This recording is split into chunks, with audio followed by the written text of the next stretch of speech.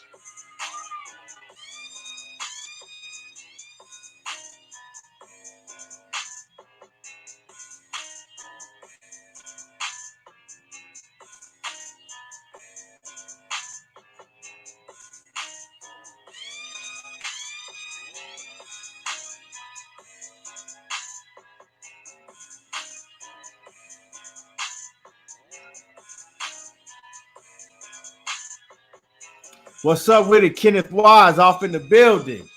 What's up with you, my dude?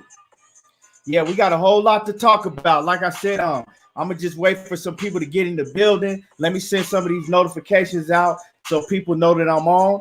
And yeah, and Kenneth Wise coming from Harrisburg, PA.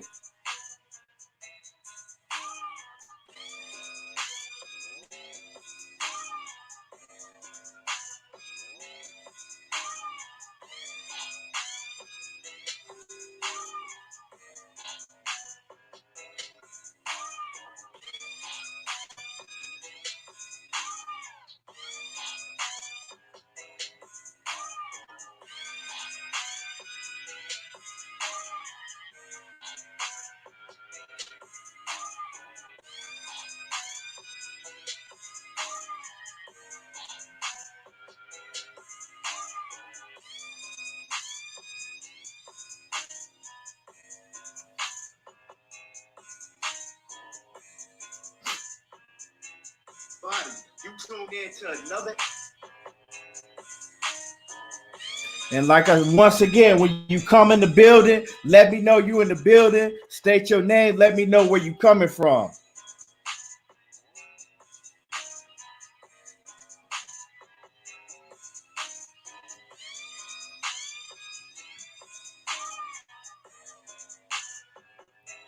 We got a whole lot of good stuff to talk about tonight. Got a whole lot to talk about. Yeah, Kenneth. Yeah, I saw that. I did get a chance to watch that Ugas fight. I'm gonna talk about that and a whole lot more. You know what I'm saying? That's going on in boxing. We're gonna get into all of that. Tiffany off in the building from that South Carolina. What's up with it?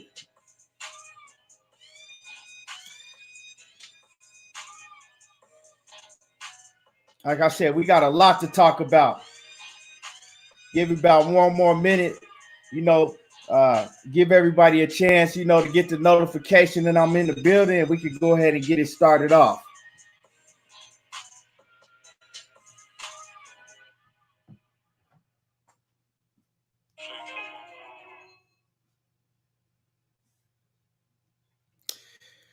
Everybody, did y'all watch the Super Bowl last night? That was a hell of a game. That was a hell of a game. Shit. I mean, I bet on the Chiefs. I'm not a Chiefs fan, but I bet on the Chiefs. I wanted to see Patrick Mahomes take it, and I just felt like with that game last night, I felt like that if the 49ers didn't get a huge lead, 10 points wasn't enough. I felt like if they didn't get like a huge lead, that they weren't going to be able to hold off the Chiefs. Because, I mean, we seen this whole playoffs that the Chiefs, they was getting behind in every game. And 10 points say shit. Like, I mean, you got to be up by 28 points or more to be safe with the Chiefs. And I mean, they could just turn it on like no other team we've seen. They could turn it on and just score so fast. And yeah, I mean, that's what happened.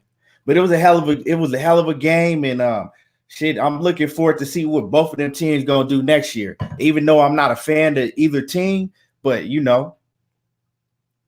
let me see who else.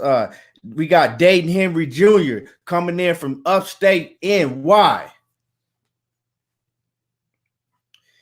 Yeah, so let's go ahead and get into it.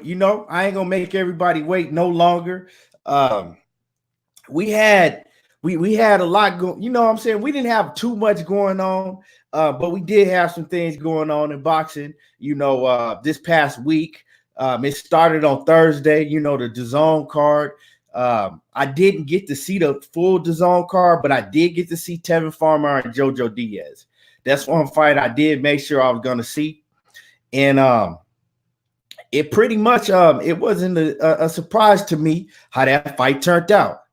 I had came over on here before, and when I did talk about that fight, I told everybody that JoJo Diaz was very capable of beating Tevin Farmer. I told everybody that JoJo Diaz was going to be very capable of beating Tevin Farmer. And the reason I felt that way, even though I did pick Tevin Farmer to win the fight, because pretty much I picked Tevin Farmer more so is because I'm a fan of Tevin Farmer, not just because I really, really thought that he was going to win. I felt the fight was a 50-50 fight, like I told everybody before. I said it was going to be a 50-50 fight. And I said that JoJo Diaz was going to be able to, it wasn't going to be a shock to me if he won. And I've been seeing, a while back that Tevin Farmer, he has problems when he fights pressure fighters that's active. When he fights very active pressure fighters, I've seen him in the ring with other pressure fighters that stay on his ass, and and he has problems because the thing is Tevin Farmer, he can fight inside, but that's not his fight. When you pressure Tevin Farmer and make him fight inside, the whole fight, he has problems because Tevin Farmer don't have no power. He don't have no power to keep you off of him. So Tevin Farmer, he fought the wrong fight against Joseph Diaz, but Joseph Diaz kind of made him fight that fight because Joseph Diaz is a fighter that puts immense amount of pressure on you, and he'll make you fight his fight a lot of times. If you go back and watch the fight between Joseph Diaz and Gary Russell Jr., at times in that fight, he gave Gary Russell Jr. a hard time because of his pressure. He stayed on top of Gary Russell Jr., but Gary Russell's hand speed and Gary Russell's hand speed and his just overall boxing skills, it's just a lot better than Tevin Farmer. See, the thing with Gary Russell is he has tremendous hand speed, but he got power too. So he has power to hurt you. Tevin Farmer don't have any power at all. So Joseph Diaz, he stayed on top of Tevin Farmer the whole fight, and he didn't have to worry about anything, that Tevin Farmer had coming at him. He didn't have to worry about Tevin Farmer hurting him because I think he was able to see early in that fight that Tevin Farmer didn't have no power to hurt him. So that's just what it was.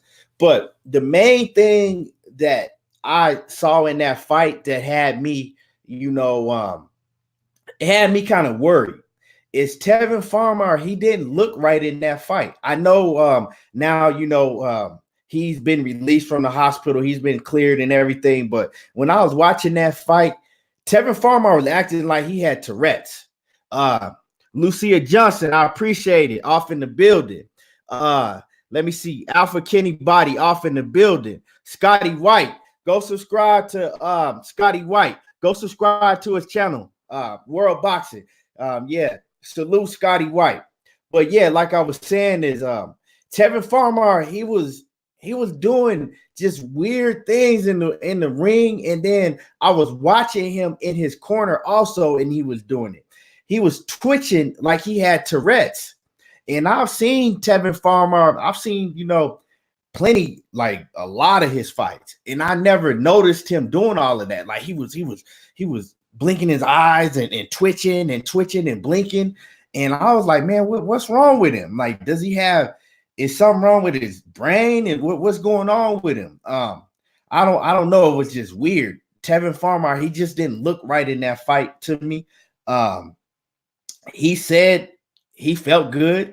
He said, the weight cut didn't bother him. He said he felt good, but obviously I'm not the only one that, that thought something was wrong with him, because for them to take him to the hospital and afterwards, other people close to him felt like it was something wrong with Tevin Farmer. So I don't know if it was something that they was covering up, but he was just, like I said, he looked like he had Tourette's.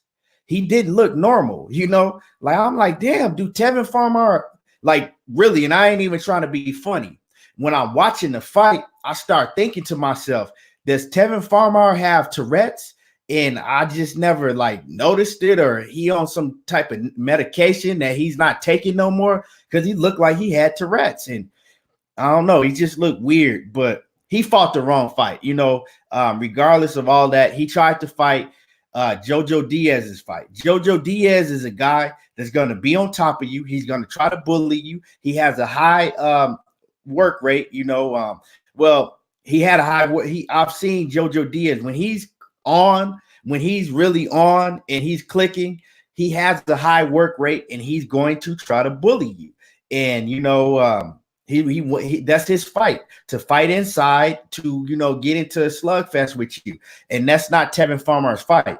Even though I have seen Tevin Farmer fight like that and be successful fighting like that, it wasn't against the caliber opponent of Jojo Diaz. It just wasn't against that caliber opponent. So what Tevin Farmer needed to do is Tevin Farmer needs to use his legs and move and stick and move and box, but he didn't do that.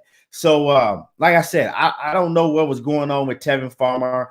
He said that he felt perfectly fine, so I can't make no excuses for him, but I can say that he fought the wrong fight. Let me scroll down and see what's going on in these comments, see what y'all talking about. Oh, Lucia Johnson. Okay, yeah, I can get you one. Just holler at me. Dayton Henry Jr. says Farmer came out flat. Yeah, he did. But see, the thing is Tevin Farmer tried to fight the same fight that he did when he fought Jonah, the guy Jonah. I can't think of the dude's last name. When he fought Jonah, the dude that he fought a few fights ago from the UK, the Irish dude. Actually, when he fought Jonah, the guy that he fought from the Irish dude. And he tried to fight that same fight against Joseph Diaz. But like I said, Joseph Diaz is a different caliber of fighter, and he just fought the wrong fight. Jimmy Flores says Jojo improved a lot after his last loss. Yeah, I mean, Jojo Diaz is still young. So, yeah, he's steady. He's still improving. Yeah,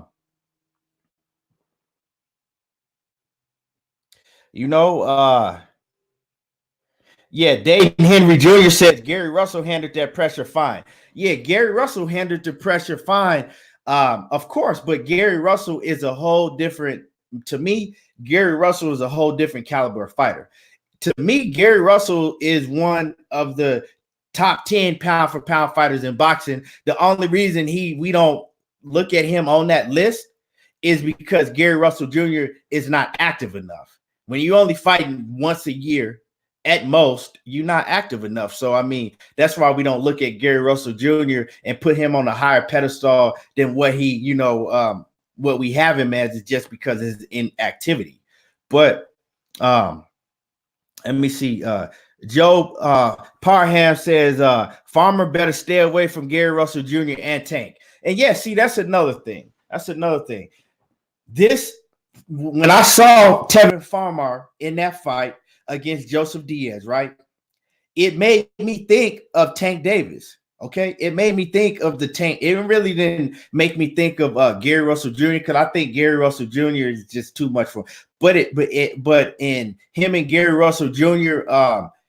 Talks of them fighting has just came up. But it made me think of Tank because we all know Tevin Farmer and Tank Davis' name have been, presented as fighting each other for years now.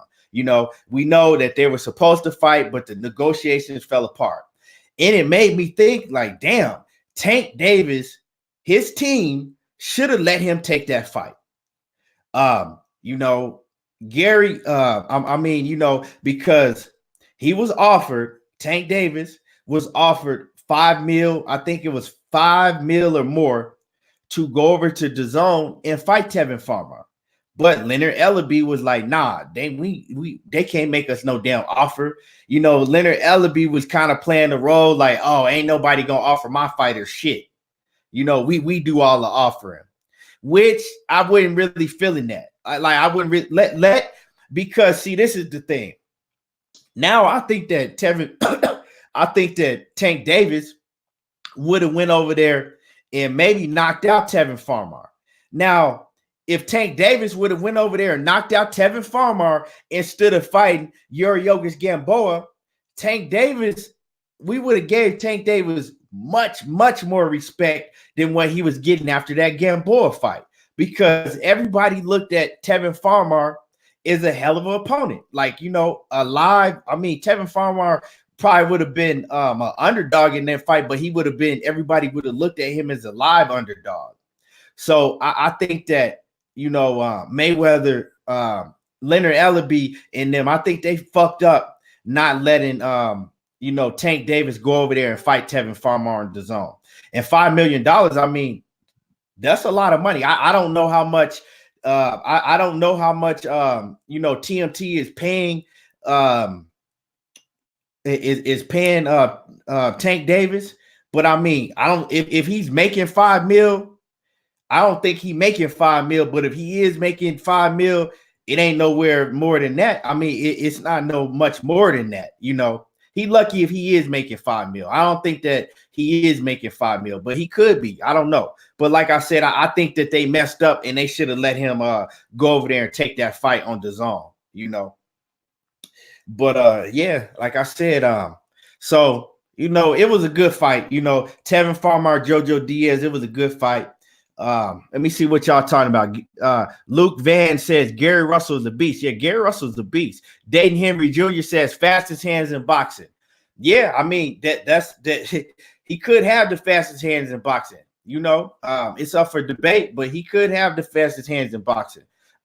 Jimmy Flores says watching Farmer with Diaz, he ain't got no chance with Davis. See, that's what I'm saying. If he fights like that, he don't have a chance.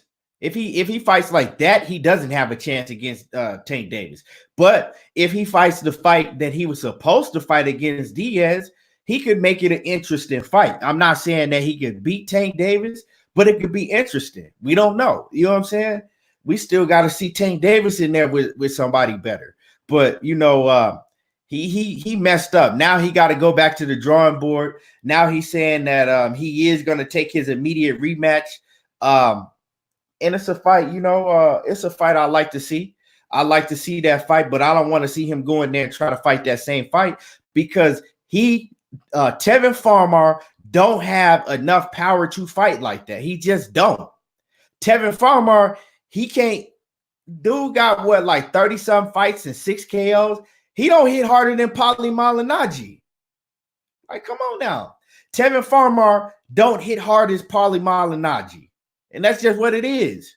He knocked out a Rudy Poot. He knocked out a bomb with a body shot. But other than that, Tevin Farmer not knocking nobody out. He not moving shit. And I like Tevin Farmer. Like I said, I'm a big Tevin Farmer fan. But at the end of the day, Tevin Farmer can't punch his way through a wet napkin. He just can't. Tevin Farmer ain't punching his way through a wet napkin. But like I said, I'm rooting for Tevin Farmer. Hopefully he could get, this rematch and hopefully he could do his thing. I'm a Tevin Farmer fan, but just because I'm a fan, I'm not going to sit up here and tell you that he can punch through a wet napkin because he can't. BFTB Boxing. Everybody right now, go subscribe on YouTube. First of all, subscribe to my YouTube channel if you're watching me on Facebook. If you're not subscribed already, hit that like button, okay? Because it don't take you no time to hit the like button. And everybody need to go subscribe to BFTB Boxing. Go subscribe to BFTV Boxing. I'm telling y'all right now, it's one of the best shows. Fuck a boxing show. BFTV Boxing is one of the best shows, period. Period. Go watch him. He gonna have you crying, laughing the whole time, and he know it's boxing. If you think you can go in there on his channel and debate with him about anything, he gonna make you look very, very stupid. And he's gonna make an example out of you. Yeah, so go subscribe to my brother BFTB Boxing. BFTB Boxing. Tomorrow I'm gonna get you on the graveyard. Yeah, let's get it. Yeah, let's get it. We can get it in tomorrow. But yeah, so I mean, let's go ahead and move along, okay? We also Demetrius Dudu Andrade. Kenneth Wise says he just subscribed to BFT. It's BFTB with a B, like boy. Okay, BF, but he said he just subscribed. Yeah, hey, Kenneth Wise, you gonna come over on here tomorrow and thank me for subscribing to him. But yeah, let's move along. Okay, so Demetrius Dudu Andrade, y'all call him Boo Boo, I call him Dudu. He fought also. Now, I'm not going to sit up here and lie. I didn't get a chance to watch that fight yet. I heard people talking about the fight. I did not get a chance to watch that fight yet. The only fight on that card, the zone card on Thursday that I got a chance to see was, like I said, was the Tevin Farmer and Jojo Diaz. And I didn't even get to watch those fights live. I actually had to go back and watch the fight on replay. So I didn't get to see Dudu fight. But I did hear about it. People said that from what I hear is I heard that he came out firing on all cylinders. He looked good, but then like he kind of slowed down, during the latter part of the fight. So like I said, I really can't get into that fight too much, but I did hear that he called out. Jamal Charlo once again. And I'm hearing a lot of people saying, via that performance that they saw that Jamal Charlo will beat him. I'm hearing a lot of people say that. I'm hearing a lot of people say that. So with this subject, if y'all watch that fight, let me know what y'all thought about that fight in the comments. Tap into the comments and let me know what y'all thought about that fight, because I can't really speak on that fight too much because I didn't see it yet. And I just wasn't, to tell you the truth, it didn't really move me to watch it. I can't get on here and talk about Canelo versus Murata, that bullshit that I don't want to see, and then go and be excited to watch Dudu Andrade fight another bomb. Like, I'm sick of this dude. This dude has went his whole career with fighting a bunch of nobodies, really. You know what I'm saying? He got talent. He got a whole lot of skills. I like to see him fight, but I'm sick of seeing him fight bombs. So I didn't watch him fight.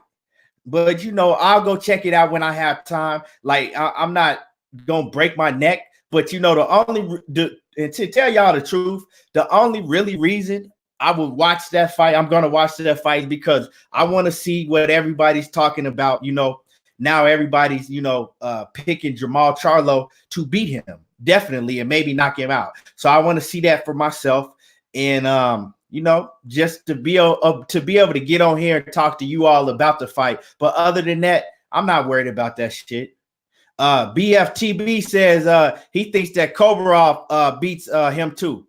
Yeah, Matt Kobarov, he's solid. Matt Kobarov and BFTB. I think that Matt Kobarov would have beat Chris Eubank Jr. if he hadn't got injured in that fight. If that injury hadn't happened, I think that Matt Kobarov would have beat him. you know, and we all know that Jamal Charlo already beat Komarov. But see, and this is the thing. Everybody wanted to talk shit about Jamal Charlo when he fought Komarov. Just because y'all didn't know who Komarov was, don't mean that he was a bomb. Komarov been solid.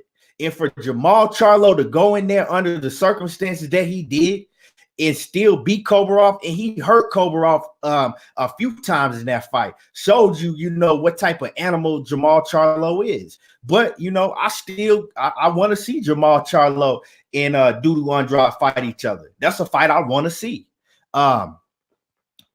BFTV also says that he thinks that Sergey will give him a problem. Okay.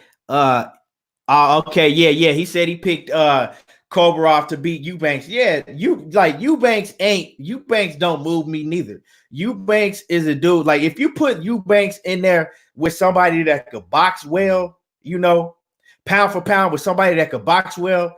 I mean, we already seen that Eubanks Jr., he a brawler, and he got a whole lot of holes in his game. You know, his defense is lackluster, and he's just a brawler. You know, he just a brawler, but he do come in shape, and he come to fight, and he got a great chin on him. So he's a brawler that's gonna pressure you, and he got a great chin. But Eubanks, as far as him in there with like a Jamal Charlo, I don't think that Eubanks could beat Andrade. You know, Eubanks, he all right. He ain't all of that. And we gonna see if Eubanks fight Charlo. I think Charlo is gonna beat the shit out of Eubanks. BFTB said Andrade ducked Komarov. Yeah, he did. He did duck Komarov. And I was watching the show when you showed the receipts of how Andrade ducked Komarov. Demetrius Andrade, he said that he turned down the Komarov fight. He said it. So I mean, he didn't want that smoke, but he always talking about who ducked him. Demetrius Andrade always talking about all these guys is ducking him.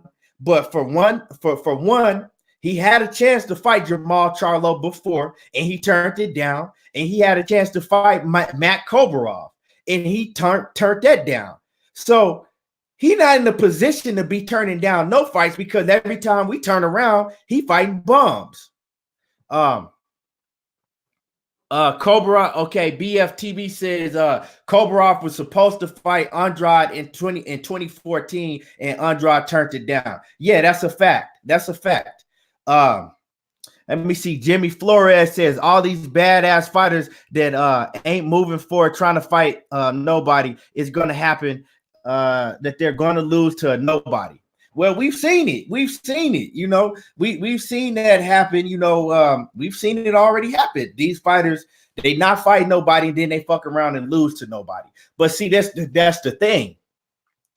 A lot of these opponents, they nobodies because we might not know who they is, you know. So they fuck around and they take a fight thinking it's gonna be an easy fight, and then we see what happened. Just like J-Rock, you know what I'm saying?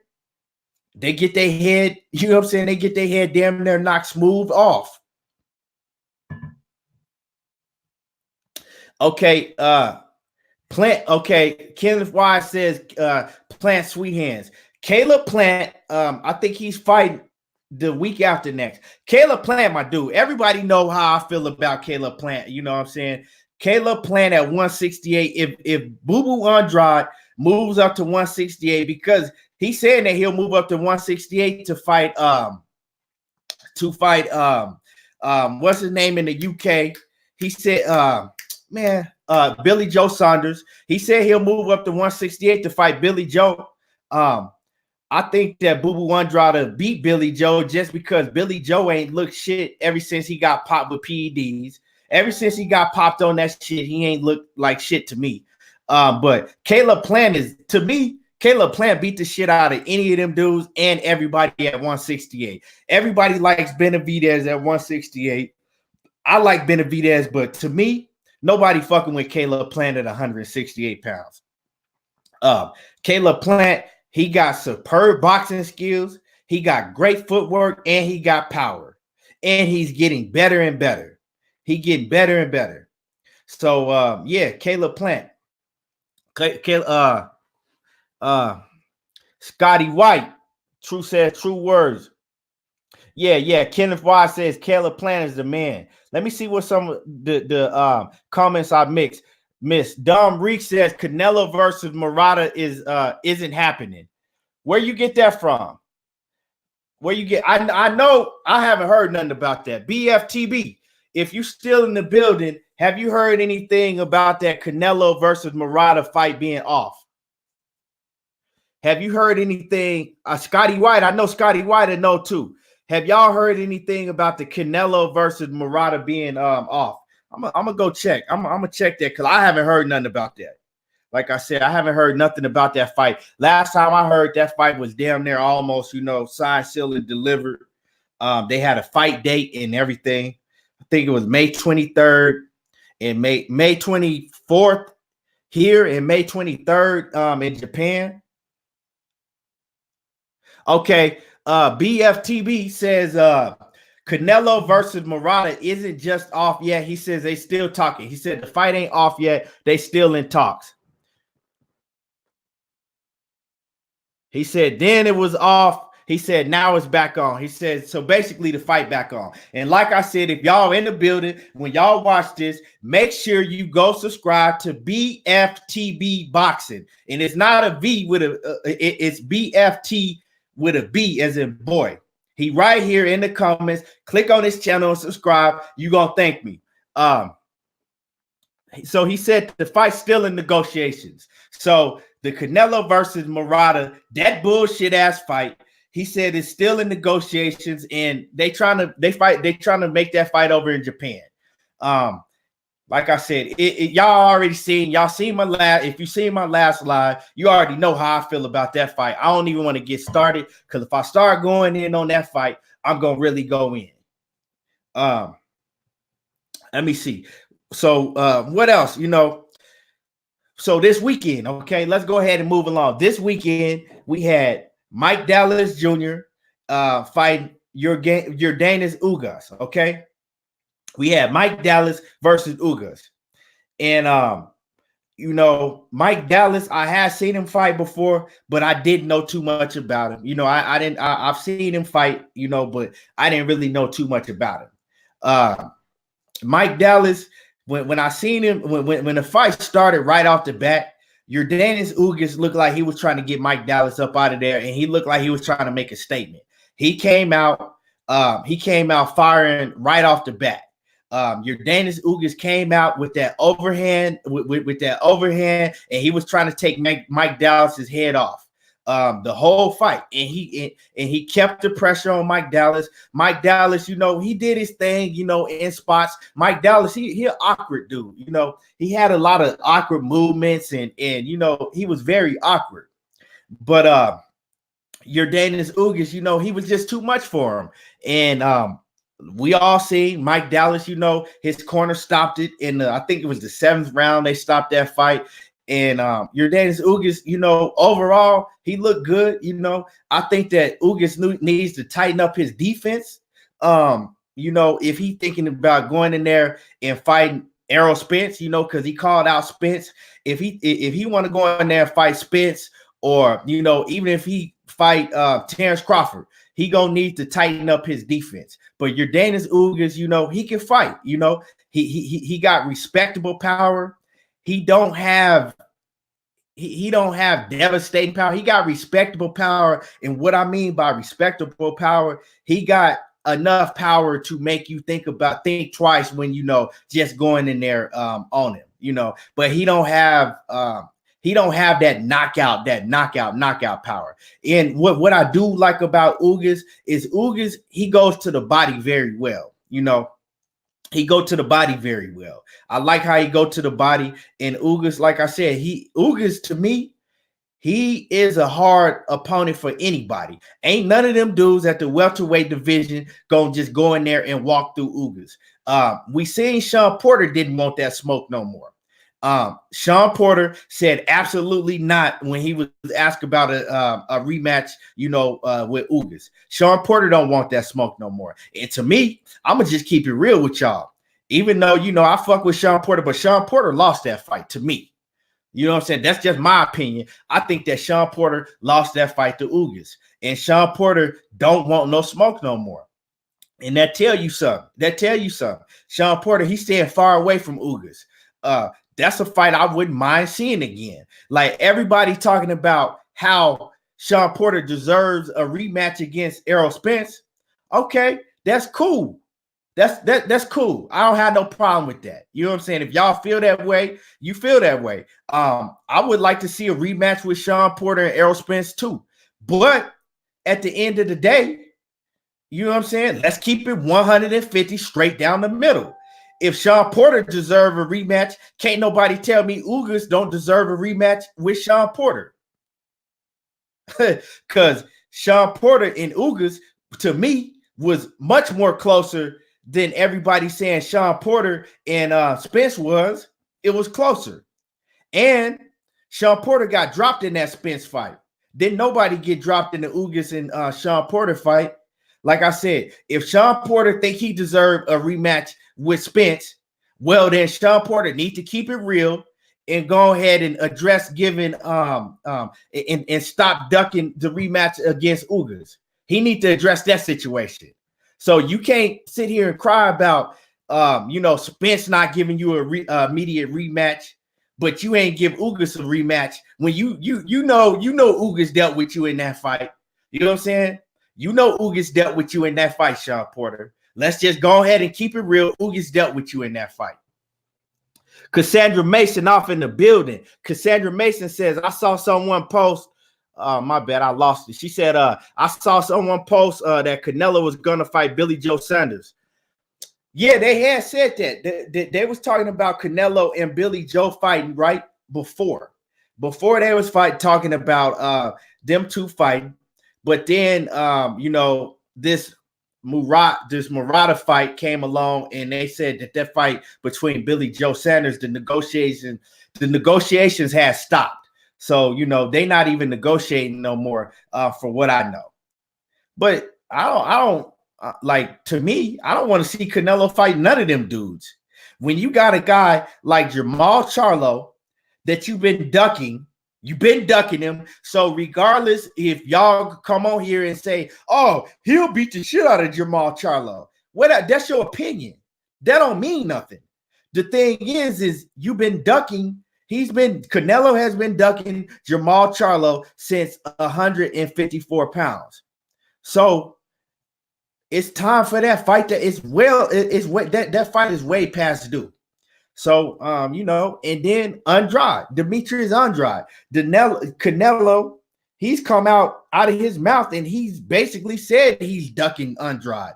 He said that Andrade is boring. He's not going to ever fight him.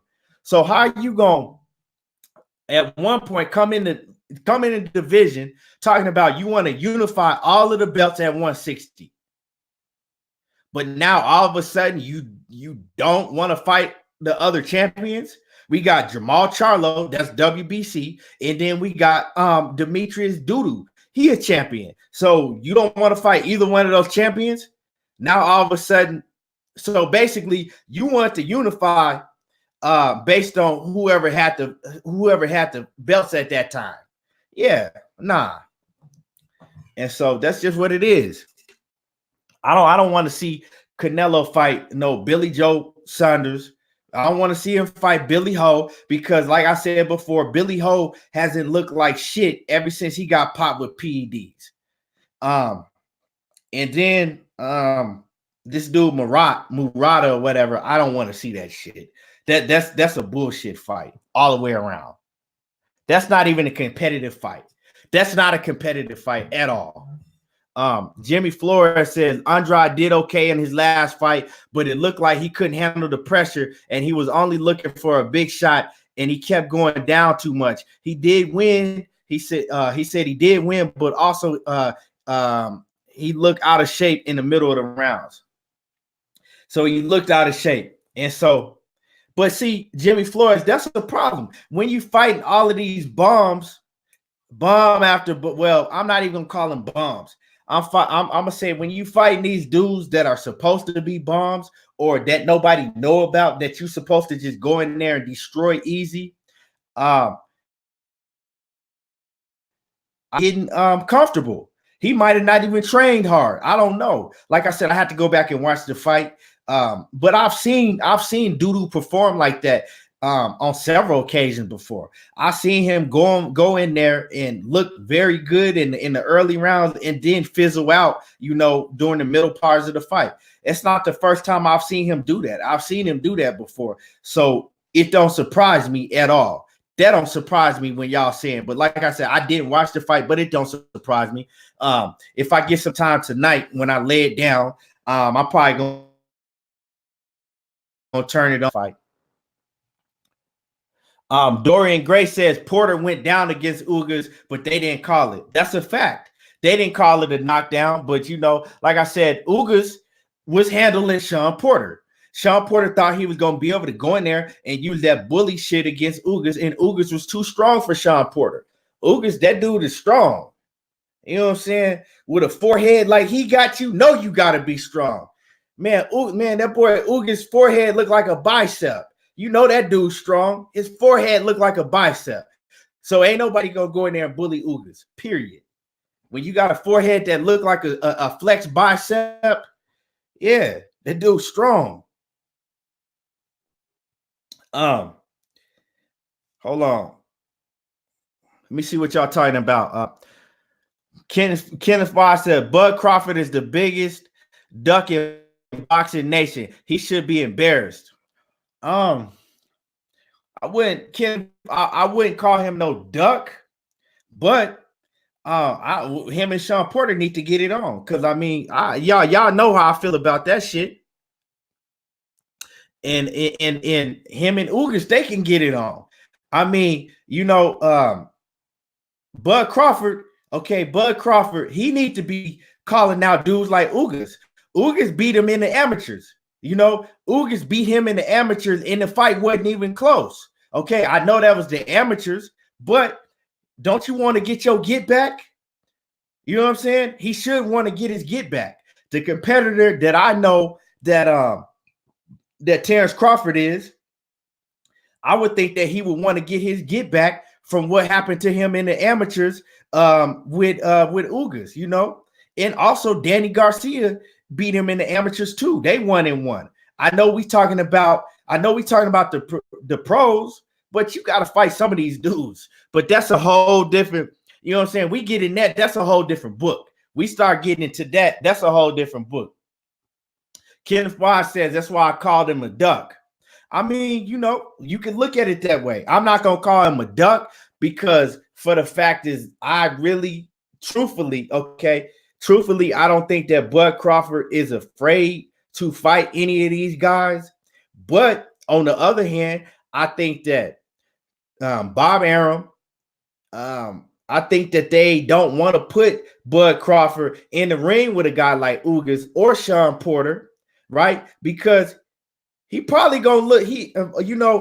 With it between one of those two guys or both of them, he gonna fuck around and look bad. And then that invincibility that all of the top, Bud Crawford fans have, and I'm a Bud Crawford fan, but that invincibility that he has, that's gonna go out the window if he fuck around and look bad against one of them dudes or get beat against one of them guys. And it's possible. I'm telling y'all, it's possible. Cassandra Mason says, I'm so tired of people saying that Charlo and Boo Boo would be easy work for Canelo. Shaking my head. If it's so easy, make it happen. Fight one of them. Exactly. Everybody want to come on and talk about, oh, Canelo, that's easy work. Canelo would beat. No, if it was so easy, I'm telling y'all like this. And y'all don't believe that shit that you be saying yourself. Because if Canelo could get in there and beat Dudu Andrade or Jamal Charlo so easy that he would have been took those fights. Those fights would have been made. See, the problem is those fights are 50-50 fights. Canelo got a huge contract and Canelo can't afford to lose. If they put Canelo in there with one of them dudes and he fuck around and lose, it's gonna look bad. It's going to look bad. It's going to look bad on Canelo. It's just going to look bad all the way around. And it might stop that. You went out and you paying the dude 36 mil a fight. It's going to look bad if Canelo fuck around and lose to one of these guys. And Oscar De La Hoya in the zone, they very well know that. They know that. That's why they put in him. See, what they do is, besides Danny Jacobs, okay, I'm gonna give him full credit for Danny Jacobs, because the Danny Jacobs fight, he took a big chance. Early on in that contract, they took a big chance of fighting Danny Jacobs. And even though I picked Canelo to win, I didn't think Danny Jacobs could beat Canelo. But see, you know what? Let me rewind back. I don't even think they took a big chance of fighting Danny Jacobs. I think that they looked at Danny Jacobs' style and they were very comfortable knowing that they were going to be able to beat Danny Jacobs. And I'm going to tell y'all why I say this. Is because they got to see Danny Jacobs. They got to see Danny Jacobs fight Triple G. Okay. They got to see how he performed against Triple G. All right. And then Canelo fought Triple G. And so Canelo knows Triple G like the back of his hand. You know what I'm saying? Like the palm of his hand. Right. So he was like, okay, I seen what he did against Triple G. And then I know what I was able to do against Triple G the second fight. He also got to see Danny Jacobs fight several other fights, you know what I'm saying, before, leading up to the fight, with himself. And he's seeing that Danny Jacobs at 160 pounds wasn't that monster no more like he looked at one point in time. So he looked at that, and I don't think nothing in him thought that Danny Jacobs had a chance of beating him. I don't think that Canelo, I'm sorry, I don't think that Oscar De La Hoya looked at that fight and thought it was any chance for Canelo to get beat by Danny Jacobs. So what I'm saying is, with this contract that they gave Canelo, right, they are matching him up there very carefully, and they put him in the ring with people that they know that he can beat. They're not putting him in no matches that they think is going to be a 50-50 match. As a businessman, yeah, I'm cool. If I'm a businessman, smart move. But don't throw him out in my face and tell me that he's the best pound for pound fighter in boxing. Until he steps up and he fights some of these guys. If he not gonna fight some of them guys at 160 and you trying to campaign at 168, okay, well, fight Benavidez, fight Caleb Plant, fight Ramirez. Okay, that's a huge fight. Him and Ramirez at 168, that's a huge fight. I mean, yeah, fight one of them guys. Don't try to move around and show us these bullshit fights. Don't nobody want to see that shit. And if y'all Canelo, ever since Canelo got that big contract, his stock is going down. His viewers, ever since they put him on that DAZN app, everything is going downward for Canelo. And like I said, I've been a big Canelo fan. But I ain't gonna be no Canelo fan if they pull this fight out for Murata. I don't want to see that shit. That shit gonna make me that. Just even talking about that, it got me hot. So yeah, but let's move along. Enough about all that. Let's move along. Let's get into Tyson Fury and Deontay Wilder. I don't know if y'all got to check it out. Tyson Fury and Deontay Wilder, they had their fight camp. First of all, I want to talk about how I think this fight is going to be great. This Tyson Fury and Wilder 2. You see it on the back of my screen. It's almost here. We only got a few weeks left to Tyson Fury and Wilder 2. Okay. And you got to, big shout out to Fox, because Fox, I haven't really seen too much of ESPN promoting it, but that could just be because I watch Fox Sports more than I do ESPN. But Fox Hey, they promoting the shit out of this fight. Like when I was even the Super Bowl, I know if y'all watch the Super Bowl, we seen the Deontay Wilder and Tyson Fury advertised, over and over. We seen it get advertised over and over and over and over. And like they promote this fight gonna be big. The way that Fox is promoting this fight is gonna be big. And Deontay Wilder, he made you know what I'm saying that was his best move when he moved from Showtime to Fox. Because see, if Wilder was on Showtime, they're not gonna promote the fight like that. And plus, I mean, you don't have national TV exposure. Wilder did the best thing he could have did when he moved from Showtime and went over there to Fox. Fox is promoting the shit out of this fight. I love how Fox promotes their fights. You've seen it all throughout the Super Bowl, and it cost a whole lot of money to get a commercial during the Super Bowl. During the Super Bowl, it cost a whole lot of money. It cost a whole lot of money to get commercials during the Super Bowl, and Fox, they doing their thing. This is going to be a big fight. They also had the inside PBC fight camp with Wilder and Fury.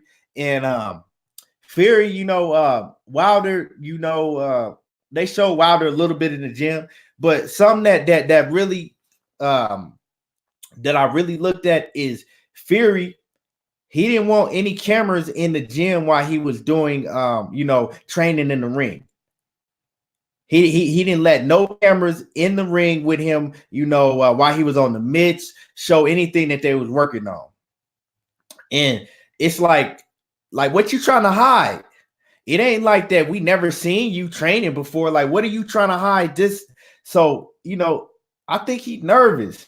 Like, I think Fury is nervous, like the first fight was different, because the first fight, it was like Fury ain't had nothing to lose. Everything was on Wilder's back. Fury didn't have nothing to lose. Yeah, I mean, it was a win-win situation for him. If he go on there and win the first fight, he gonna be the hero. He gonna be everybody's hero. He went in there and beat the undefeated Wilder. And he gonna be everybody's hero. If he lost the fight, well, it didn't matter. Well, and people was gonna make excuses. He's been out of boxing so long, he wasn't in shape. This, and that. Whatever. So that was it. So it was a win-win situation. And the fight was a draw. So. And a lot of people said that he won the fight. I don't think he won the fight. I had Wilder winning the fight, but that's a whole different conversation in itself. So this time around, it's different because now this time around, you've been talking shit for over a year, right? Now now you got all your fans and all the people in the UK, they're expecting you to win. You even got people over here in the US, that's fans of you. Everybody expecting you to go out there and win now. So you got pressure on your shoulders now. Now it's not just Wilder that has to carry this fight. It's it's a 50-50 thing now. Now it's not just Wilder that has all the pressure on him. Everybody looking at you that to go out here and get that victory too. So I think that Tyson Fury is feeling that pressure. He's feeling the pressure. And you could tell he's feeling that pressure. Let me see what y'all talking about before I go in on this more. Cassandra Mason says, yeah, we still waiting on the Canelo versus Triple G. I'd rather see Canelo versus Triple G rather than I don't want to see Canelo versus Triple G no third time neither. But I'd rather see that fight more than a Murata fight or a Billy Joe Saunders fight. Kenneth Wise says these two men, Fury, Wilder, seem to have become friends. Wilder doesn't have his normal demeanor. He seems chill, and I like that. Yeah, well, I think this is the thing. I talked about this on my last live a little bit. This is the thing. Fury, he talks a lot of shit from afar, but when he gets around Wilder, he shut that shit down. Like when he gets around Wilder, he's more focused on trying to make Wilder laugh and be friendly with Wilder. And so what I think it is Wilder can't really even though he want to be pissed off at Fury, he can't really get mad at Fury like he want to, because when they get around each other, I think they kind of like their energy kind of like click. They kind of like more cordial with each other when they get around. And to tell you the truth, I think that they would probably be good friends if they wasn't, if they wasn't opponents. If they wasn't opponent, like I could see them, after both their careers been over, I could see them being very good friends with each other. They both got, a certain type of character and a certain type of energy about them, and I think Wilder respect Fury because, like a lot of these other guys, they don't want to fight Wilder. AJ, AJ is another huge name, and he don't want no part of Wilder. So I think that he respect Fury because he like, I gotta respect him because, even though it took him a long time to take the rematch, he still kept his word and he's still getting in there with me. And so I think he respect that.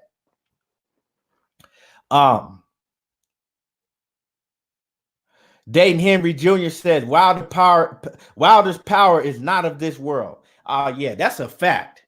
And David Hayes said that he said Deontay Wilder sparring Deontay Wilder. He says Deontay Wilder is the hardest puncher in boxing. He said he ain't never been hit harder than what Deontay Wilder hit him. And that's sparring. That's with headgear and 16-ounce gloves on. So David Hayes telling you right there. And Fury said it himself. Tyson Fury said that Deontay Wilder is the hardest puncher in the history of boxing. Another thing I want to talk about, right?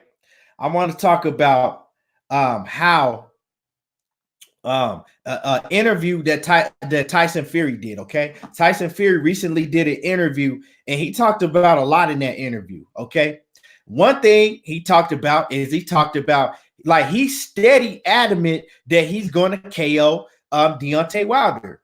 Like he's very adamant that he gonna go in there, that he's not gonna try to, move around and box. He says that he can't do. Basically what he says that he can't box no better than what he did the first time.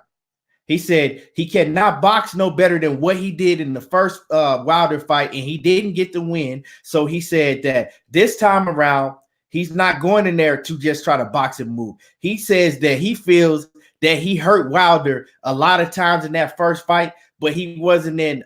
He said he just didn't have the gas tank to step on the gas and get Wilder up out of there. I think that's just funny because, I don't know what Tyson, and he's really serious. Like at first I thought he was just talking. I'm like, man, this dude ain't gonna go. Like I thought he's just talking out his ass, but he's saying that he thinks that he felt that he hurt Wilder a few times in that first fight. I don't know what he was talking about. Yeah, he did land some hard shots on Wilder, but as far as him hurting Wilder in that first fight, he never came close to hurting Wilder. I never seen Wilder hurt, not once in that first fight. But he's saying that he feels that he hurt Wilder several times, and he's saying that he wasn't in good enough shape to be able to step on the gas and capitalize on the times that he hurt Wilder in the first fight. Okay, so he says this fight that he knows that he can't go in there and outbox Wilder and get a decision. He says that he feels that he has to take it to Wilder this fight, take it to Wilder and go toe-to-toe and get Wilder up out of there this fight. That's what he said he's going to do. So that's what he said that they've been working on. And he said that's what he said they've been working on his power. And he said that's what they've been working on, and that's what he's going to do. Now, that is like I said, I'm looking at that shit like, okay, go in there if you want to, and it's going to be an early night. And I'm telling y'all right now, I already have Wilder knocking him out regardless of whatever he does. I got Wilder KO and Fury. But if Fury go out there and he tries to make it a slugfest with Wilder, it's going to be an early night. It will be an early night with Tyson. Tyson Fury will go to sleep early. But and that's the fun thing about everybody if you're not going to this fight, everybody need to order this fight. And I'm going to tell you why. Because first of all, this fight is very, very intriguing and interesting. Is Fury really gonna go out there and try to get the KO? And then we all know what Wilder does in rematches. Wilder, he's known to put everybody to sleep when he has a rematch. So is Wilder going to do the same thing to Fury? I think he is. And see, this is the thing, right? This is the thing, all right? Everybody need to go and order this fight, all right? Whether you order it on ESPN or Fox, you need to order this fight or, go to the fight. If you're not going to the fight, make sure you order it, because us as boxing fans, we always complain about the fights that we don't get, okay? And this is a fight that we get in. So if you come on, so if you go in these boxing groups and on your YouTube channels or whatever you do, and you start bragging about streaming the fight, you're not no real boxing fan. You're not a real boxing fan. So if you don't buy this fight or go to this fight, you're not a real boxing fan. I don't want to see nobody bragging about streaming this fight. Because if you're going to cry about the fights that you don't get, that we don't get to see, when we do get fights like this, you need to pay for the fight. You know what I'm saying? That's it. So everybody need to watch to get this fight. Whether you watch, Dayton Henry Jr. says watching it in the theater like the last fight. Yeah, you know what I'm saying? You need to go and watch it in the theaters. You need to order it, or, whatever you do. Don't stream this fight, because if you brag about knowing about boxing and being a boxing fan, don't stream this fight. You know what I'm saying? If you streaming bullshit fights that nobody want to see, okay, well, that's what they get.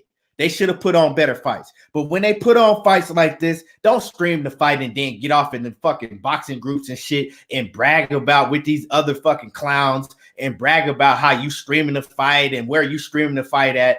That's that bullshit. Don't do that. Scotty White says Wilder 11th defense of his WBC crown. Yeah, Wilder is making history. You know what I'm saying? Wilder making history. 11 title defenses. And y'all still want to hate on the man. And I'm going to say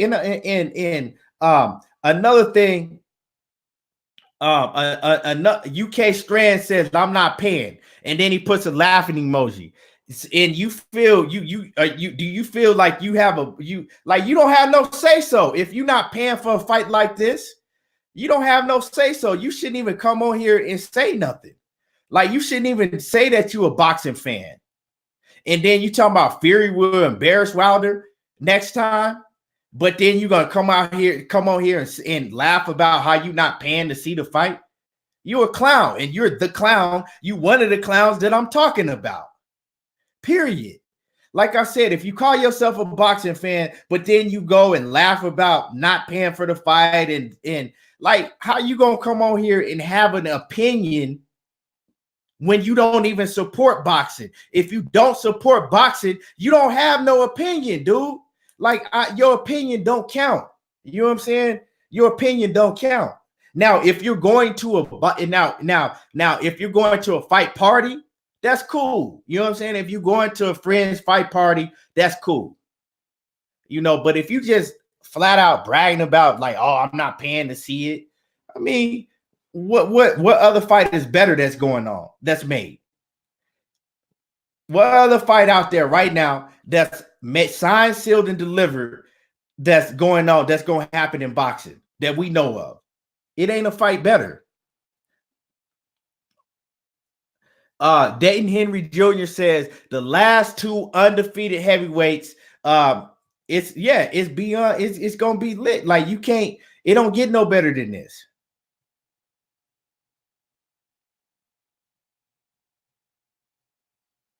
UK Strand says, I'm live in the same city as Tyson Fury. I'm a fan, just not paying this stupid money. Okay, well, okay, UK Strand, before I get on you, okay?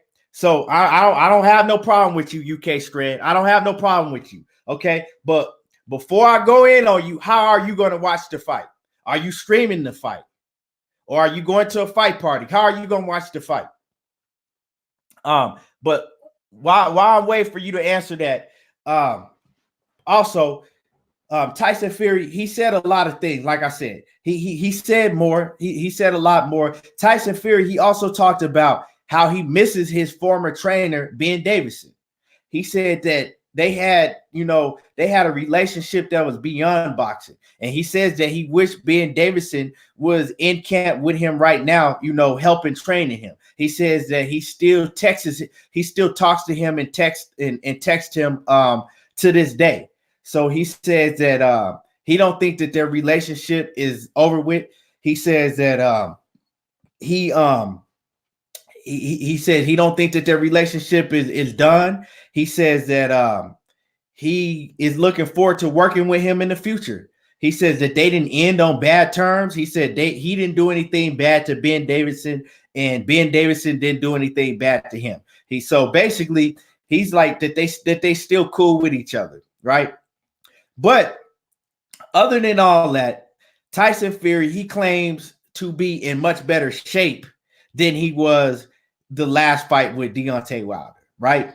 He says that and going back to what I said earlier, he says that in the first fight that he had Deontay Wilder hurt several times and that he just wasn't able to capitalize on it because he didn't have it in his gas tank. He says this time he's in much better shape. He's going to be much sharper, and he's going for the knockout. Now, to me, he's saying that he's in much better shape. Okay. Now we seen him in his last fight, right? We seen him when he fought Otto Wallin. Okay. When he fought Otto Wallin, did he look in better shape to you than he did in the Wilder fight? He didn't look in better shape to me. He didn't look in better shape. And that's the thing with these fighters. Before a fight, they always going to tell you how great a shape they in, that they're in the best shape of their life, which he did the first fight. The first fight, he said that he was in the best. He said he was in better shape than he was in the he said, okay, the first time when he fought Fury, right? Leading up to the fight, he told everybody that he was in better shape than he was when he fought Vladimir Klitschko. He said he was in the best shape of his life. He was more focused than he ever had been, that he had got off drugs and all of that, blah, blah, blah. Now, this time around, he's trying to say that he wasn't in great shape the first fight. He didn't have it in his gas tank to do some of the things that he felt he needs to do. And I think this is all promotion. I think that he was in great shape the first Wilder fight, and I don't think that he's going to be in no better shape than he was the first Wilder fight. And as far as him going in there and knocking out Wilder, who has he ever knocked out like that? Like, come on now. Like, what top level opponent has he? We all know that Tyson Fury ain't known for his power. So we think that he's just going to go and all of a sudden knock out Deontay Wilder.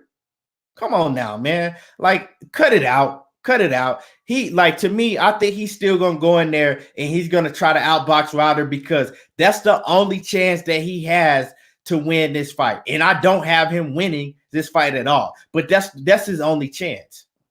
Because if he go in there and slug with Wilder, he don't have no chance in hell. Let me see what y'all talking about. Okay, UK Strand says YouTube, he's watching the fight on YouTube the next day, right? So you bragged about not paying for the fight. You said that you're not going to watch the fight until the next day on YouTube, right?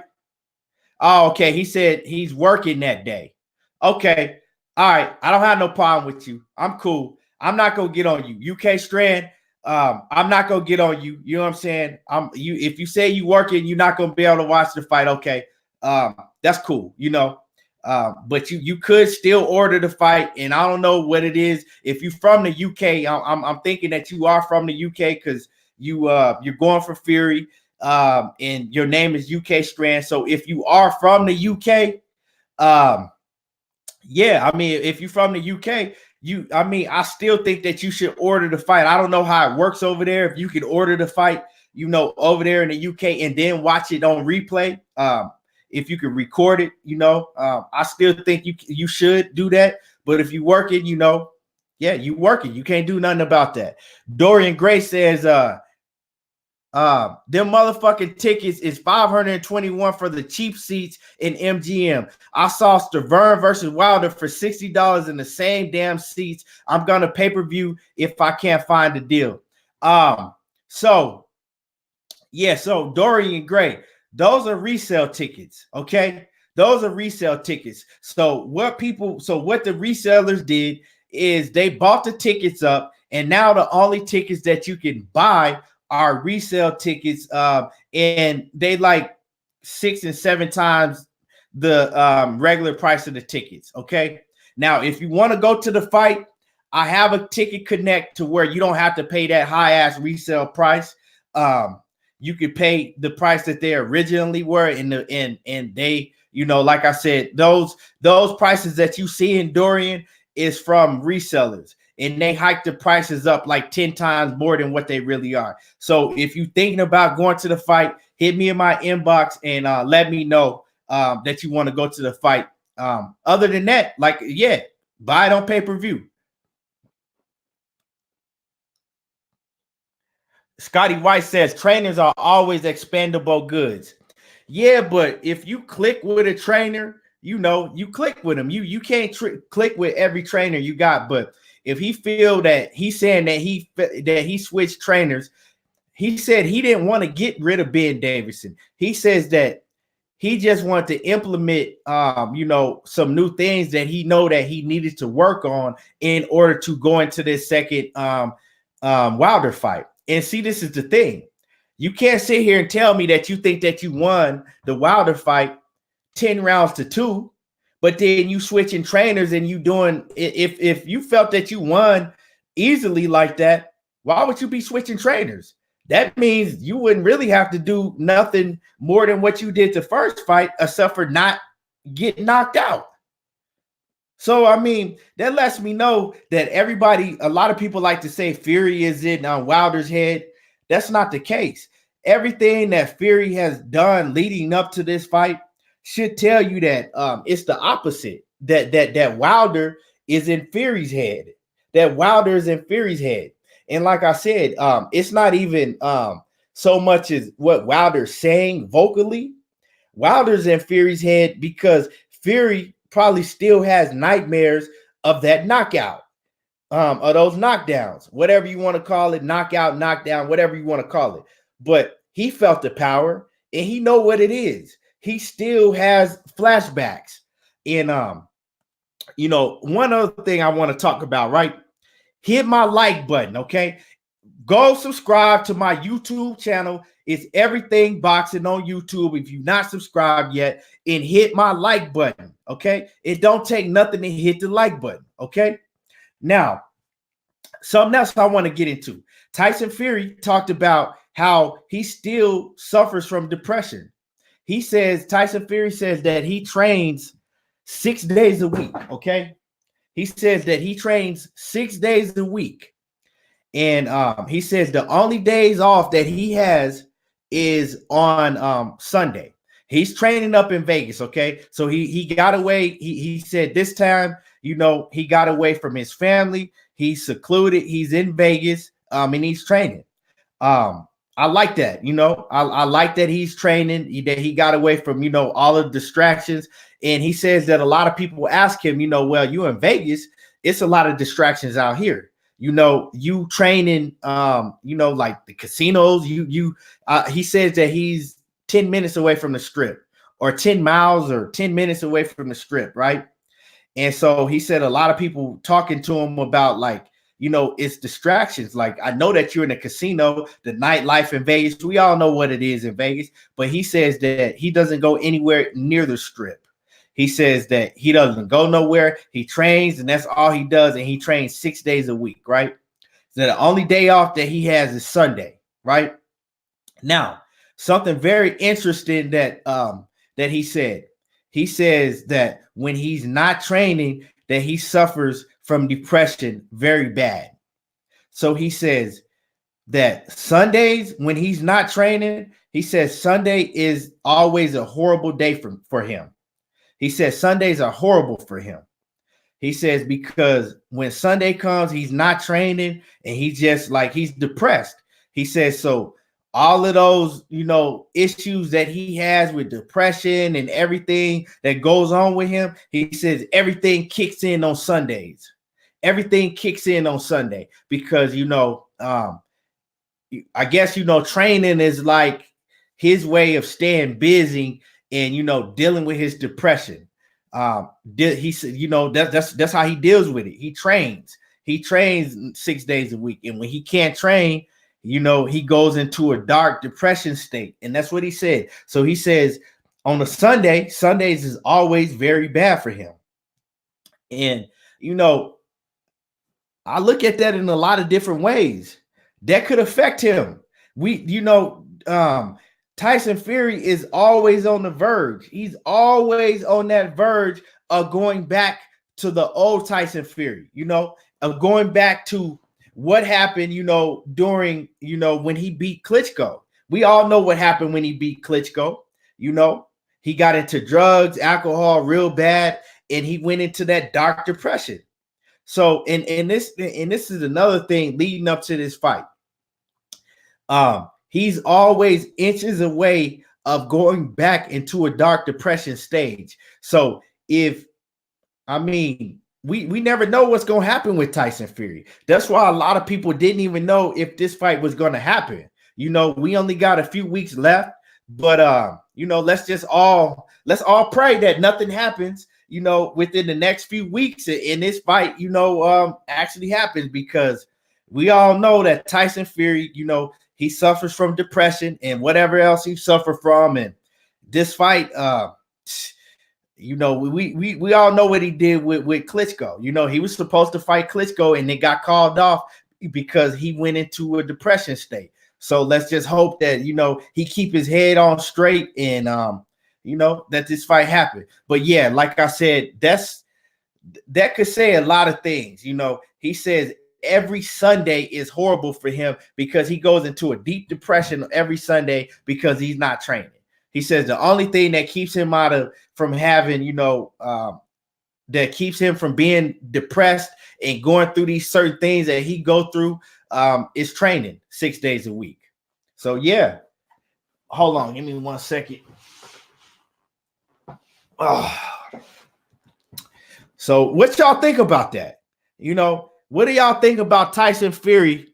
Saying that he still suffers from deep depression, and the only time he's not depressed is when he's training. And every Sunday he has his off day, and Sundays are very hard for him because he gets depressed. He says that he hates Sundays. Sundays is like a nightmare day for him. So who's there to say, one of these Sundays leading up to the fight, he just spirals out of control and decides, okay, I'm gonna hit the Vegas Strip. This is not nothing I wish on him. That I hope this don't happen, but I'm saying, you got to look at it like that. Who's to say one Sunday he don't get depressed and he hits the Vegas Strip and he just spirals out of control? It's not out of the question. He's had it before.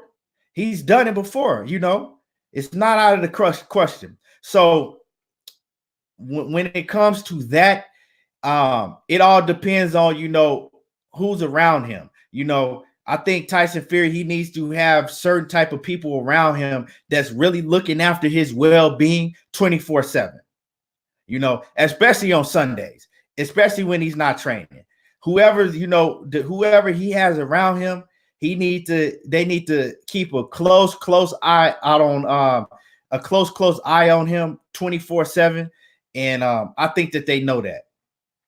But other than that, during the Fury Tyson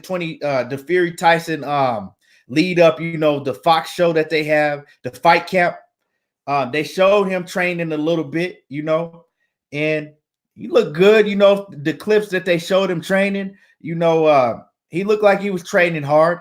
He looked like that he's in, good shape. Tyson Fury we all seen like his body always gonna look like shit, you know. But as far as everything else, he looked like he's in good shape. And that's something with Deontay Wilder we don't really have to question. That's why I'm really more focused on Tyson Fury, because we all know that Deontay Wilder is gonna go in there. We know that he's gonna be focused. We know that Deontay Wilder is always gonna be in shape. So we don't really need to question Deontay Wilder. It's Tyson Fury that that has us questioning certain things. It's not Wilder. Let me see. Date Chewy Garcia Jr. says great info. Yeah, for sure, man. Dayton Henry Jr. says there's a reason why this fight is heavily promoted. Yeah, it's a great fight. Kenneth Wise says Wilder versus Stavern was funniest fight ever. Dude hit the canvas and got paid. Hey, that shit was, man, that shit was funny as hell to me. And it was more so funny is because I met Stavern. And Stavern, when I met Stavern, he came off as a real like snobby, cocky dude when I met him. I tell y'all the story when I met Stavern. Wilder's a real one. I've interviewed Wilder, and Wilder's the coolest dude, the coolest, down to earth, professional athlete or just human being. One of the coolest, down to earth human beings that you will ever meet in your life. And it's just not me saying this because I'm a Wilder fan. Like, he really is. Now, Stavern, it was funny to see Stavern get laid out because I don't care for Stavern. I don't like Stavern. I met Stavern in the MGM. I think we was just walking, passing each other in the MGM, and he was like by me and passing, and like I think we kind of like stopped at the same time. I don't know what was. We stopped like right there in the same area, so we was a few feet from each other. And I looked up and I saw him, and I was like, oh yes, Stavern. And he looked at me. He was like, yeah, you know my name. You know what it is. I'm like, bro, you not like, okay. What is that supposed to mean? Like, you acting like you a superstar. Like, it ain't even no need for all of that. I just didn't like the dude's attitude in the aura he had about him. So when I seen Deontay Wilder knock his ass cold out, and he was talking so much of shit. He was talking so much of shit leading up to the fight, and he made Wilder mad. That's the thing. You don't want to piss Wilder off, because I don't know what it is about Wilder, but when you piss him off, he takes it to a whole nother level on you. Like, he's going to hurt you if you piss him off. And that's what Stavern did. Stavern pissed him off, and Wilder made an example out of it. And this is why Tyson Fury is smarter than we think he is. Tyson Fury is a smart man. And I'm going to let y'all know why. Because Tyson Fury, he goes out of his way, like I said before, to be friendly to Deontay Wilder. Anytime they're around each other, Tyson Fury goes out of his way to be very friendly. Tyson Fury makes sure that he does not piss Deontay Wilder off. And if y'all don't notice that, take a look. Look at the press conferences leading up to the fight. Look at every time that they're face to face. Tyson Fury, he's very friendly with Wilder. He's more focused on trying to make Wilder laugh and to be comfortable around him and to try to have Wilder let his guard down than making Wilder pissed off. That's one thing I noticed about Tyson Fury. And Tyson Fury's smart. He's smart. Because he knows, like, okay, I don't want to piss this dude off and take him to that level. So I'm going to make him like me. I'm going to be cordial around him. And Fury and Deontay Wilder was recently in an interview. He was asked about Tyson Fury. He was like, and he was like, I'm going to keep it straight up. He was like, I like the guy. And this is the thing. Tyson Fury, he made Deontay Wilder like him because he had Wilder pissed off at him, but Wilder can't help but to like Tyson Fury, and he admitted that. He was like, I like the guy. He said, I like him. He said, he's a cool dude. He said, I respect him and I like him a lot. He was like, and he's funny. He was like, if we weren't fighting each other, we would be cool. So that's the thing on Deontay Wilder's part. That's the thing. See, if we gonna break down this fight, even though I think Wilder gonna knock him out, that's something that we need to look at with Deontay Wilder. We know how Deontay Wilder fights when he's pissed off and mad at you. Is Deontay Wilder liking Tyson Fury a little bit too much? Could that play in Tyson Fury's hand? That Deontay Wilder is more, relaxed and comfortable and laughing at Tyson Fury's jokes? Is Tyson Fury, basically getting the advantage in that type of way? I don't know. To me, I mean, that's a question that you could ask yourself, but that's something that I don't think that it's going to be affect Wilder, because we seen how cool Ortiz we seen how much respect Wilder had with Ortiz and how good and how cool they were, and we seen what he did. We seen what he did to Luis Ortiz, and if you want to take it way back, right? If we want to take it way back. Wilder and Malik Scott are brothers. They like brothers. They call each other brothers. They tight like this. You know what I'm saying? And they fought each other. And Wilder, he tried to kill his own brother in the ring. Go look at what he did to go. If y'all ain't seen it, go type in on YouTube Malik Scott versus Deontay Wilder, and go look at what he did to Malik Scott. Right? He cool with Gerald Washington. He tried to kill him. So with that being said, I don't think Wilder, lets him being friendly and cordial towards you. I don't think he lets that affect the way that he fights you in the ring. But one thing I do know, if you make him pissed off, he let that affect. Now that affects him in a whole different way. If you piss him off, I don't know. He just go to a whole nother level, and he is going to damn near kill you in the ring. So with all that being said, Fury, Fury is he a smart man. He a smart man. Young Merv the Cut Man, salute to you. Salute to you, my brother. Kenneth Wise says Bomb Squad. Yeah, you know what it is. Chewy Garcia Jr. says when Wilder's comfortable, he will box. But when he's pissed off, he will take your head off. Yeah, when he pissed off, he's gonna go in there and take your head off. And see, to me, this is my opinion. I think that we saw the best Tyson Fury in the first Wilder fight. Like I said before, Tyson Fury, he was in tremendous shape, no matter what he want to say. And Tyson Fury, he didn't have nothing to lose. I think Wilder, he had a lot of pressure on him. He said he had a lot of pressure on him. It was his first pay-per-view. Like I said, I was at the Staples Center. The Staples Center was jam-packed to the roof. It was the biggest crowd in the Staples Center since Shane Mosley and Oscar De La Hoya had fought each other. And I don't think that Wilder had never seen a crowd like that.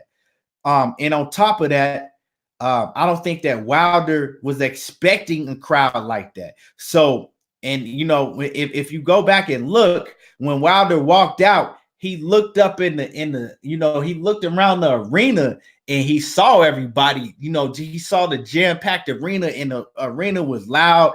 Everybody was going crazy, and I think, like he said, and I saw it. Like I said, I was right there at the fight. And I saw it, and I was saying it during the fight. I was like, Wilder need to calm down. Like, he just need to calm down. I think he was just out there trying to get a knockout so bad, he threw everything that he knew out the window. He went to boxing wild and sloppy. And, I don't think that he's going to do that this time. He's learned. We're going to see a much better Wilder than we seen the first fight. And Tyson Fury, I think that we either going to see the same Tyson Fury or, I don't think that we're going to see Tyson Fury being any better. But that's my opinion. Everybody got an opinion on this fight. Everybody's opinion on this fight counts, because we seen how close the first fight was. So, every day, and that's what's so intriguing about this fight. We sick of seeing fights that we know who gonna win. This ain't one of those fights. And that's why I can't wait till this fight to happen. Chewy Garcia Jr. says, I read that one already. Young Merv, the cut man, says he has realized who and what he is. Now Deontay just works on how to set him up. Yeah. And he's sitting he's had two beautiful knockouts since he last fought Fury. And we seen Fury, struggle his last fight around. So, but another thing I want to get into that Tyson Fury talked about is Tyson Fury talked about his WWE training, and he talked about that the training that he had in WWE for his WWE training, he said the training was grueling. He said it was a whole nother level, and he said he gave it his all. He said he gave it his all. He said, and after his WWE match, he says Vince McMahon and all of the fighters, all of the WWE dudes, he said in the locker room, he said they all congratulated him, and they was all like shocked that he did so well, and they was all very they was very supportive. Like they was all like, man, they was all very supportive. And he said that the training for that fight took him to a whole nother level as far as being in shape. And if y'all ever seen how them dudes in WWE train, whether how everything is scripted and all that, we know that, but them dudes is in shape, in the training for it's a whole different type of training. And you got to be on another level just to be able to take that training. And he talked about that. So this is another thing is him being, doing the WWE thing and implementing that training. What he had to do, is that going to make him in better shape too? Is that making him in better shape? So it's a lot of questions to this fight. It's a lot of things, leading up to this fight that we could ask ourselves, and this going to be a great fight. It's going to be a great fight. So like I said, everybody make sure if you're not going to the fight, order the fight.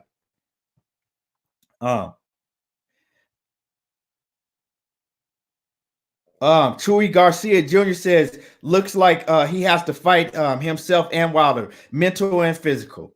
Yeah, so basically Chewy was talking about what I said about Tyson Fury's mental state, that so he's looking like he's having to fight his own demons and Wilder. Yeah, that's real,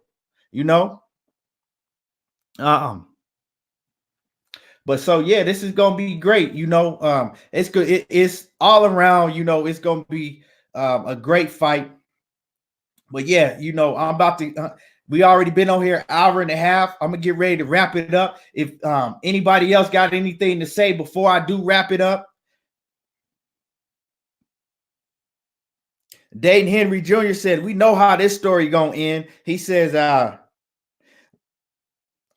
Wilder has ungodly power and he can cut off the ring. And that's facts. Big facts. Big facts. Like I said, I'm telling y'all right now, it's gonna be Wilder gonna put him to sleep. But like I said, that's just my opinion.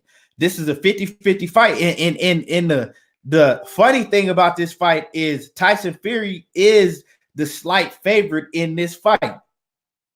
Tyson Fury is the slight favorite in this fight. He's the slight favorite by a very small margin, but Tyson Fury is the slight favorite. Scotty White, I appreciate it. I appreciate you, Scotty White. And Scotty White, put it in the comment section. Let everybody know your channel, okay? So everybody can subscribe to your channel. Put it in the comment section. Let everybody know about your channel before I get out of here. Let me see. Cassandra Mason says, I'm a big WWE fan, even though most people are not into wrestling. Yeah, Cassandra, I grew up a huge wrestling fan. Like A huge wrestling fan. I grew up a huge wrestling fan. All of it. WWE, WWF, NWO. I mean NWA back in the day. WCW, Mid South Wrestling. Like I grew up watching all of it, so I know all about that. I don't really watch it now. My daughters watch it now. You know, my daughters, they got the WWE app. I bought it for them, and they watch it now. My twins, I got twin daughters, they 5, and they be fighting over, like, they love watching the girls, so they be fighting over watching it all the time. Yeah, yep. Rorono says ECW. Yeah, ECW was the shit back in the day. That was that ECW was that raw uncut. I even used to watch New Japan back in the day. Like, I watched all of it. Chewy Garcia Jr. says Diaz versus Farmar. Do you think something was wrong with Farmar? Chewy, I'm gonna put the replay of this. That was one of the first things I did get into on this live. We got into that Diaz versus Farmar fight. I talked about all of that earlier. Earlier. So go ahead and check out the replay. Like I said, I'm gonna put the replay up. So everybody, if you missed the beginning of the show, just go on my YouTube. It's gonna be up in a little bit. Everything Boxing, and go check out the replay. It will be up.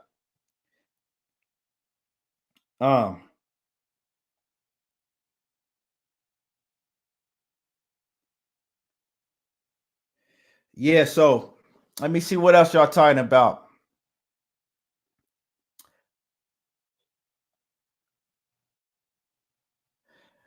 Yeah. WWF is the old name of WWE. Yeah. I watch. I mean, I grew up watching all of that. You know what I'm saying? Like I said, I could go way back to Mid South Wrestling. You know, I grew up watching all of that stuff. Like my pops, I remember when I was a little baby kid, my pops used to take me to the events. So yeah, I grew up watching all of that shit. Dusty Rhodes, Stan Hansen, all of that. Yeah, I appreciate it. I appreciate the support. And like I said, we've been on here for over an hour and a half. I appreciate the support. I appreciate everybody tuning in. And yeah, until next time, like I said, come check me out. Until next time, you already know what it is.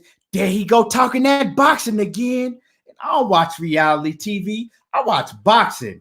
And anything ain't everything, but around here, everything boxing. I appreciate y'all, and I'm out.